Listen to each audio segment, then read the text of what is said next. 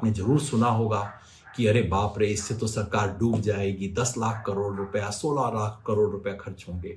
याद रखिए, ये भ्रांति पर आधारित आपको डराने के लिए दिए गए फिगर हैं। 10 लाख करोड़ तब कब खर्च होंगे जब सरकार सारा गेहूं खरीद लेगी, सारा धान खरीद लेगी, सारा तिलहन दलहन सब कुछ खरीद लेगी और खरीद के उसे आग लगा देगी, तब खर्च होगा।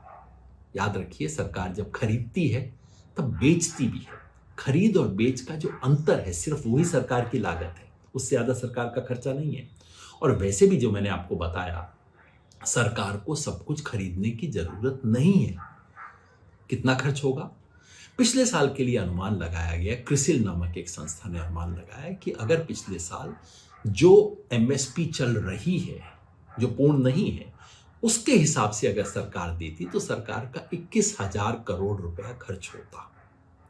हमने पिछले साल अच्छा साल था किसानों के लिए, हमने अनुमान लगाया 3 साल पहले का, उस साल के लिए हमारा अनुमान ये था 47,000 करोड़ रुपया खर्च होता। ये कितना है? देश के बजट का 1% भी नहीं है। आधा प्रतिशत है 21,000 करोड़ रुपया। क्या किसान के लिए 1% खर्च नहीं हो सकता? और अगर आप स्वामीनाथन कमीशन के रेट पे देंगे तो इससे ज्यादा खर्च होगा। उसके लिए हमने अनुमान लगाया था शायद 2 लाख करोड़ रुपया खर्च होगा, यानी कि इस देश के टोटल बजट का 4%। बजट का 4%, देश की 54% आबादी के लिए 4% खर्च नहीं कर सकते आप।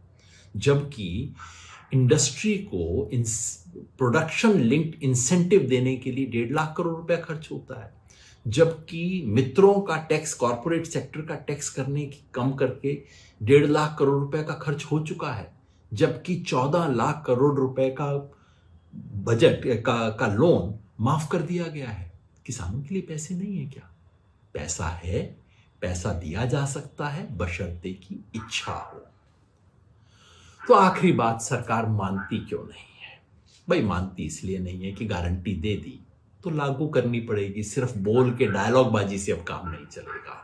मानती इसलिए नहीं है कि पैसा मित्रों के लिए तो है, किसानों के लिए नहीं है।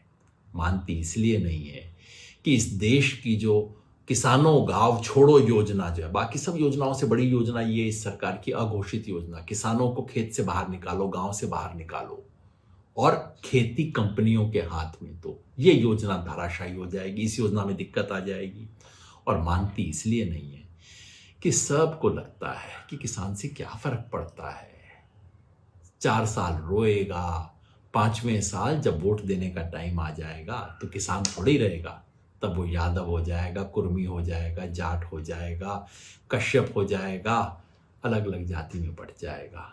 जिस दिन किसान एक हो गया, जिस दिन किसान किसान की तरह खड़ा हो गया, सारे तर्क समझ आ जाएंगे, जेब में पैसा आ जाएगा, इच्छा शक्ति आ जाएगी। राजनैतिक इच्छा शक्ति का सवाल है।